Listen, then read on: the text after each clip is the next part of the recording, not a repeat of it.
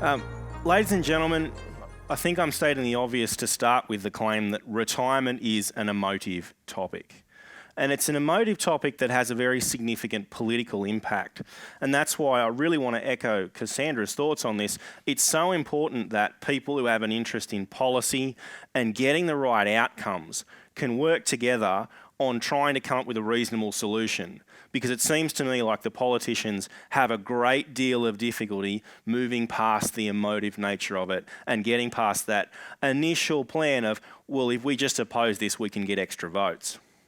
And it's in that frame, I think, that we actually really do need to look at a system-wide retirement income review. Not just the individual components, but how do all those components fit together? And how do the components of the retirement system fit in with the rest of the welfare system and the rest of society? And Cassandra flagged one area, the most obvious area, I think, is the impact that retirement policy has on housing decisions and on investment in real estate. And I think, equally as importantly, this debate has to move past the initial short-term discussion and the desire for additional revenue from sources like superannuation. For my mind, we have to fix the problems in the system first, and then we can deal with the issue of revenue and the short-term budget deficit. In my mind, the result of our research brings me to the very simple conclusion that pension reform is inevitable. And that is based on two simple factors. The cost of the pension, if it is not unsustainable now, will be unsustainable in the short-term near future. And the current means test for the pension is unfair. And I use that word advisedly. So why is the pension unsustainable? Well, in 2009, the Harmer Review said the purpose of the pension is to support those who cannot support themselves. And that's a sentiment that Cassandra echoed in her speech tonight. But pensioners themselves disagree with this. A whole bunch of people in the wake of our report came to me and said, I've earned my pension, I've worked hard and I've saved, and so I'm entitled to government support. At a press club speech earlier this year, Scott Morrison sided with that view. So who is right? Well, in practice, the pension is quasi-universal. 4 out of every 5 people of retirement age in this country receive some form of pension. The pension is the largest single federal payment, with more than 2.4 million pensioners getting more than $44 billion a year. And the prediction is this will exceed $50 billion before the decade is out. That is a 35% increase in real terms since 2007. That is to say, during the height of the GFC. There's been discretionary increases in the last 15 years for the GST and for the carbon tax. And in 2009, Kevin Rudd greenlighted a $1,500 a year increase in the pension. A move that cost $13 billion across the forward estimates, a cost that is continuing to rise. Benchmarking the pension against wages causes it to increase at nearly twice the pace of inflation. But super is the answer to this problem, right? Well, that's actually not true. Today's Productivity Commission report showed that most people retire early and the bulk of them do so voluntarily on the basis of accessing their superannuation savings well before pension age. What this means is that in 40 years, 4 out of 5 people will still be on the pension. Indeed, today's report shows that the maturing super system will mean that just 3% extra of retirees will be self-funded. Not surprisingly, Treasury modelling predicted that super maturing will only reduce pension expenditure by 6% a year, with the primary impact moving people from a full pension to a part pension. And this is my main concern over superannuation. It is not reducing pension expenditure. As a result, I think it's a policy that needs reform. In 40 years' time, age pension expenditure will be more than $150 billion a year in today's dollars. Now, this is a problem in and of itself, not surprisingly. But there's a bigger problem with demographics as well. Today, there are 4.5 workers supporting every person of retire age. In 2055, though, it'll be just 2.7 workers for each retiree. And those retirees will be living longer and longer. Given our current tax base, this level of expenditure cannot be supported. Now, a lot of people talk about OECD averages in this debate. And for a lot of that debate, you can really read European pension systems. But we do not have a European tax system, thank God. And we don't have European economies. And you can thank God for that too. The fact is, most of those pension systems in Europe, particularly in the US, are massively underfunded now. And they're facing the same demographic challenges that we are. So will people wear the necessary tax increases to meet this level of expenditure? Well, I don't think so. But there's a bigger danger there too, because in the next couple of decades, the average age of voters will exceed 50, which is to say there'll be more people in the system who have an incentive to vote for increases in pension payments. What impact will that have on the politics of retirement income, and what will it have on the politics of budgets? In my mind, this means that action must be taken now, but not everyone agrees on this. But there is another reason why we need to do something. The means test is unfair to people who don't own their home. And those people are the poorest people in society.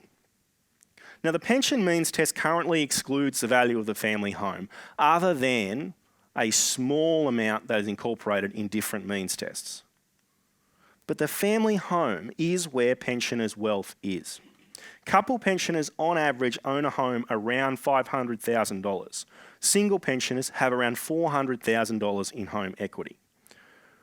More than 90% of pensioners have more housing wealth than that $200,000 difference in the pension means test. But that is not the only advantage that homeowners have. The housing costs for homeowners are substantially lower. There are tax advantages. But what it really means is that there are people on the same rate of pension with very different net worth. Now, this is a graph for single pensioners. And what it really shows, or it would show if it was there, let's go with that one. Full rate homeowners have 9 times the net worth of non-homeowners. That is to say, nearly $500,000 in net worth compared with less than $50,000 for those who don't own their home. That is a very significant difference in the ability of those two groups to support themselves in retirement. But they receive the same pension payment. The advantages of home ownership have led to a massive overinvestment in housing assets, particularly amongst retirees. And as Jeremy noted, more and more people are using superannuation balances to increase their investment in housing. Around 75% of pensioners have 70% or more of their wealth in their home. And we estimated there are $625 billion in housing assets owned by pensioners at the moment. And this graph here from 2010 shows just how big a disparity there is between people in different net worth quintiles. The people in the left-hand quintile have less than $10,000 in total assets. The people on the right, in contrast, have more than 1.3 million. Now, you'd think that that would result in a significant difference in pension payments, except that it actually doesn't. By uprating these quintiles to today's dollars, you can see where the payments go, and that dark green bar at the bottom is the level of average pension payment. Pension payments barely fall across the first 4 quintiles of net worth. It's only the last quintile you see a significant difference. And even the richest pensioners, those with more than $1.3 million in net worth, still receive more than $10,000 a year on average from the government. By excluding the family home from the assets test, that test has no correlation to people's net worth. Now, I just love this graph, and it's probably because it is such a mess. And, like Jeremy, I appreciate the complexity of this sort of thing. But what this shows is a distribution of people's pension entitlements based on their net worth and their income. Now, you can see, going up the graph, a clear division between the full rate pensioners in the circle, the dark circle, and then the green circle for the part rate, and then the square and the triangles at the top who have no pension. But what you can't see is a clear division horizontally. There is no clear distinction between your amount of assets and the amount of pension that you receive.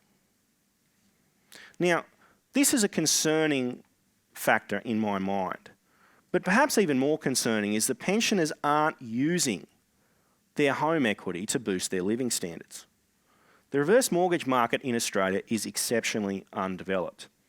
Of that $625 billion in housing that pensioners have, just 1% of pensioners, 1% of retirees, have a reverse mortgage. The number of reverse mortgages has been flat between 2011 and today. Now, there's a number of reasons for this. The interest rates on reverse mortgages are much higher than our record low mortgage rates. There's a very limited equity range in which people can access reverse mortgages. There are significantly higher fees, especially on exit. And there's a notional and a real strong sense that pensioners do not want to take on any additional risk. So what can we do about this? Well, we've proposed 3 key interlocking reforms to deal with this situation. The first is to include the family home in the pension assets test, to acknowledge the fact that the bulk of pensioner assets are held in their home. The test should reflect the true net worth of pensioners because that is their ability to support themselves in retirement. That is what we should be measuring. Now, some people have claimed that this is stealing the next generation's inheritance. And I've had a number of emails quite outraged that I would consider allowing pensioners to use their home to support themselves rather than pass it on to their kids. But I do not believe that it's the taxpayer's job to subsidise the inheritance of the next generation.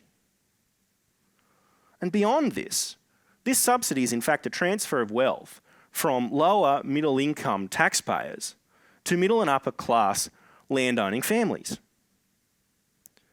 This is not a punishment for pensioners for owning their home, for saving diligently. It's simply reflecting the ability of those pensioners to support themselves, a key principle on which our welfare system is built. But this has to be linked with other reforms, and one of the key ones is focusing on allowing those pensioners to help themselves. And that means we have to boost the take-up of reverse mortgages. Now, in my mind, that means we need to create a government-backed reverse mortgage product. And I know that a CIS person proposing government intervention might seem a bit unusual, but I think this is important politically. But it's not unprecedented. The government currently runs its own reverse mortgage scheme. It's just that no one knows about it. It's called the Pension Loan Scheme. There's $29 million in loans outstanding at the moment. The US government, of course, has its home equity conversion mortgages, very similar to the process that we're proposing here. But our loans would feature a few key things. Low interest rates, below the amount on the government pension loan scheme currently. Low fees, but importantly, it must be structured as an annuity, a regular payment designed to supplement or replace the pension. By creating a government-backed product, you've got in effect a guaranteed return on these products, which means we can open the delivery of them to superannuation funds, and we can ensure that pensioners can never lose their home. It builds in the growth in house prices and uses the increase in wealth that comes from recent booms in Sydney to boost pensioner living standards, which here is, in fact, the entire point. This is about increasing living standards. The last step necessary to make all of this work is to deem the income from those reverse mortgages in the pension income test. Because the pension income test should focus on living standards, not on where income comes from. Including income from reverse mortgages removes the distinction between asset classes, where some assets are deemed and others aren't. But the other thing it does is it allows pensions to automatically adjust if your income stream from your home is lower. You'll automatically get a higher pension. Now, savings from these reforms allow us to do some other things, which is to say a targeted increase in the base rate of the pension aimed at those who don't have significant net worth, and an increase in rent assistance to acknowledge the fact that the pensioners who are most struggling are those who live in high rent places who don't own a home. The results of our modelling on this were extraordinary. Government pension spending under our model falls by $14.5 billion every year, an amount that will only increase as superannuation increases. Pensioner income increases by a total of $14 billion each year. 98% of pensioners will see an increase in income, which is to say more than 2.37 million people will get $6,000 a year in additional income through a combination of an increase in the base rate and the annuity payments.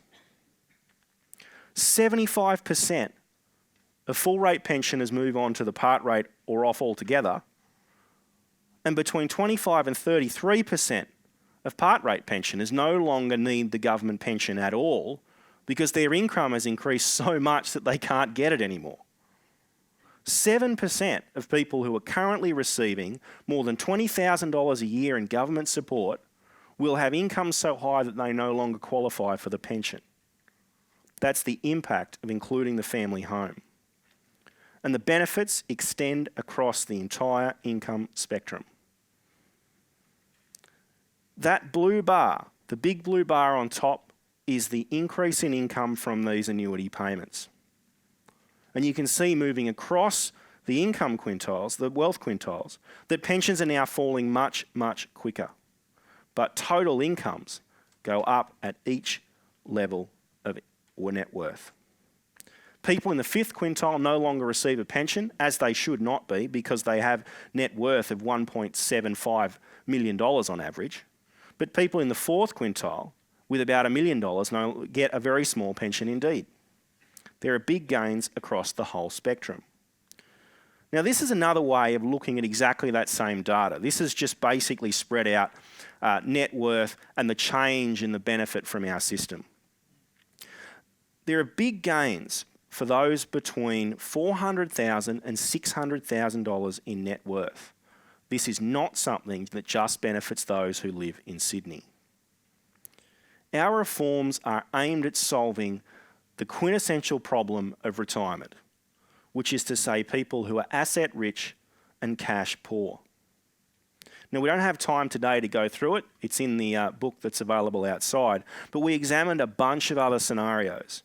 We modelled significant downturns in property, increases in interest rates, all those sort of things. And basically what we found is that in each scenario, our reforms hold up. In my mind, we have a very small window in which to implement these reforms before the baby boomer generation moves into retirement and the demographics really start to hit us. Right now, we can implement reforms in stages over a period of time so that we can give certainty to people in the system now. But the fiscal pressures we are facing are mounting.